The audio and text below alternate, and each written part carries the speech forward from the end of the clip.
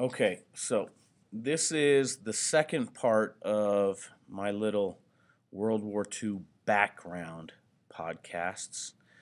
We've just spoken about communism and explained that throughout Russia there was definitely communism, and communism was spreading um, into Asia. Each of the Asian countries had a communist party, and that in fact the Comintern was trying to spread communism throughout the world. Now, for Germany, things are a little bit different.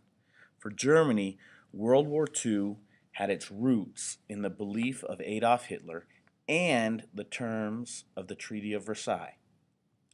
First, Hitler. He believed that Aryans were superior to other races.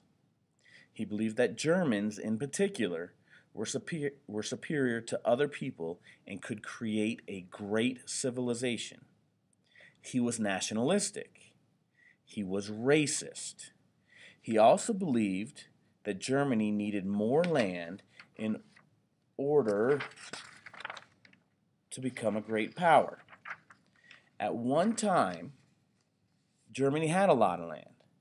Much of it was lost because of the Treaty of Versailles ending World War I. Remember, Germany had to pay billions in reparations. They had to give up all their overseas colonies. They had to disarm their military completely. And they had to give up a lot of their so called native Germanic land. Now, at first, he said that Germany wanted to revise the unfair provisions of the Treaty of Versailles by peaceful means. He lied. On March 9th, 1935, Hitler announced the creation of a new air force. 1 week later, he began a military draft. He was rearming. Hitler was convinced that the Western states had no intention of using force to maintain the Treaty of Versailles. So he was just going to break the rules. On March 7th, 1936, he sent German troops into the Rhineland. He was beginning to take back lost lands. France had the right to use force against any violation of this demilitarized area, but would not act without British support. Great Britain did not support the use of force against Germany. Great Britain began to practice a policy of appeasement. This policy was based on the belief that if European states satisfied the reasonable demands of dissatisfied powers, Germany, the dissatisfied powers would be content. Peace would be maintained. Hey, let's just do what he wants. Let's make him happy. Everything will be all right. That was supposed to be the basis for the League of Nations. Governments can solve their problems fairly. Yeah, right. Meanwhile, Hitler gained new allies. Fascist Italy invaded Ethiopia in October of 1936. France and Britain were opposed to this invasion. This made Mussolini angry. Mussolini's the leader in Italy.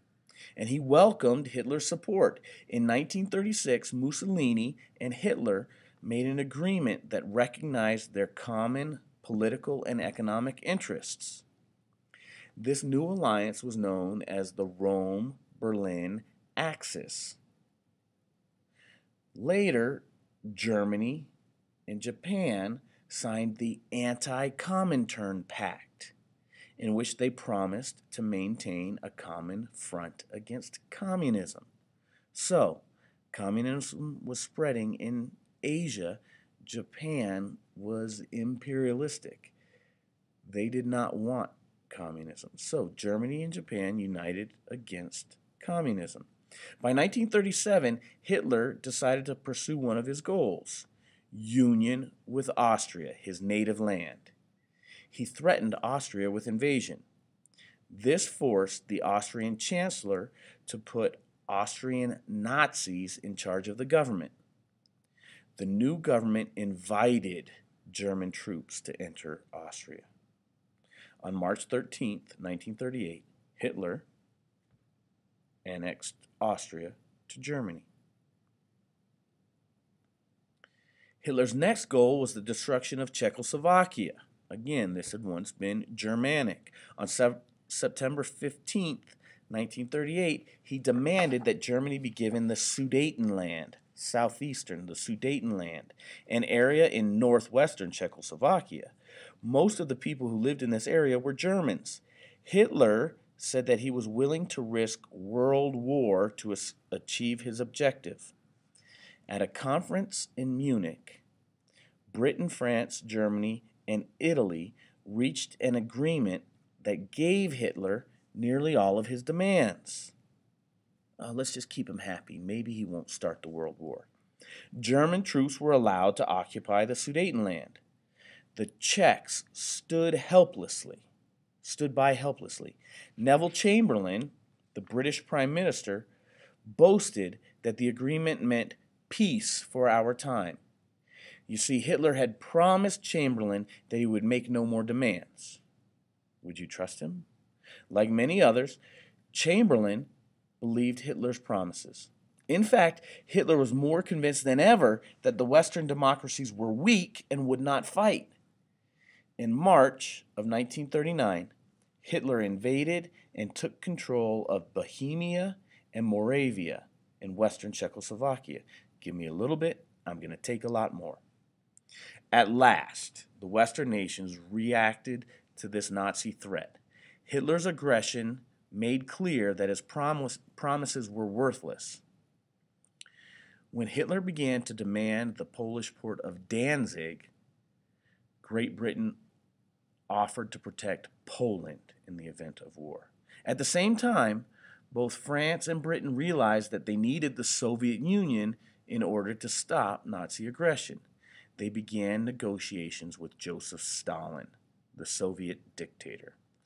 Hitler was afraid that the West and the Soviet Union might make an alliance. To keep this from happening, Hitler made his own agreement with Joseph Stalin. On August 23, 1939, Germany and the Soviet Union signed the Nazi-Soviet Non-Aggression Pact. In it, the two nations promised not to attack each other. To get Stalin to sign the pact, Hitler offered Stalin control of eastern Poland and the Baltic states.